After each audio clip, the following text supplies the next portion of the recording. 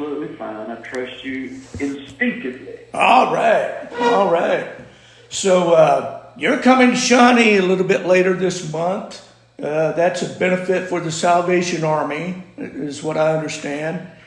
And it's a solo gig for you. Are you going to play what you normally would play when you're with a band, or do you have to switch things up a little bit when you're solo? No, I tell people I'm not going solo.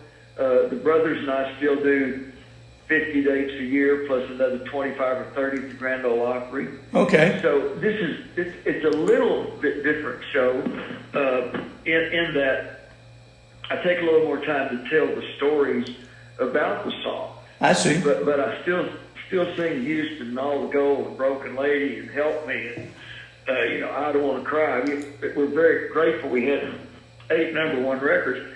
First of all, when my friend Bill Cody introduces us at the Grand Ole Opry, he always mentions, because I host the show, says he's in the National Songwriters Hall of Fame and with his brothers, and I go out there and I tell them pretty quickly, not long into the show, I wouldn't be in that National Songwriters Hall of Fame were it not for the fact every time I sit down and write a song, in my mind's ear, as it were, I can hear Brother Steve on the right side singing the low part, and in my mind's ear, I hear Brother Rudy on the left singing the high part. Oh, okay. So they inspire me, and so I tell stories about them, tell little stories about why they're not there. The simple fact is, Ken, there are a lot of venues that are a little bit too small, right. to right. bring a band and everybody fly.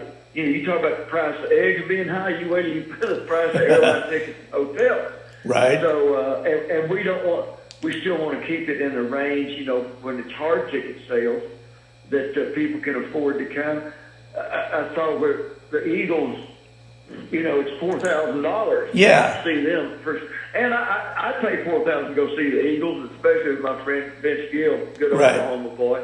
Right. But that's the deal. I show some videos and kind of laugh and giggle a little bit. Show videos with Johnny Cash.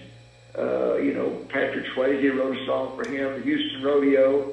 Show the night we were on Johnny Carson's, Tonight Show singing All the Gold for the first time. So it's just a little visit. I kind of figure like I'm sitting in their den or their living room playing home movies and singing the songs. Okay, awesome.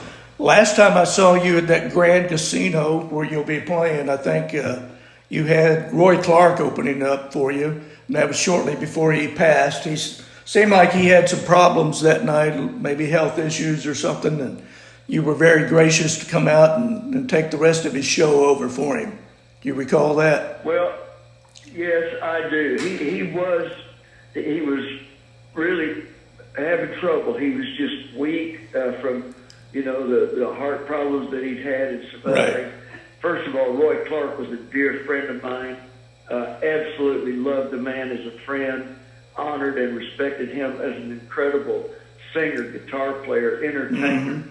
And he told me, first of all, under normal circumstances, Roy Clark is not going to open the show for the Gatlin brothers. Roy Clark was the headliner. Right. And if he came back today, he'd still be the headliner, and he'd be the headliner and go on last for just about everybody else in the world. Or it'd be a co-headline show at best.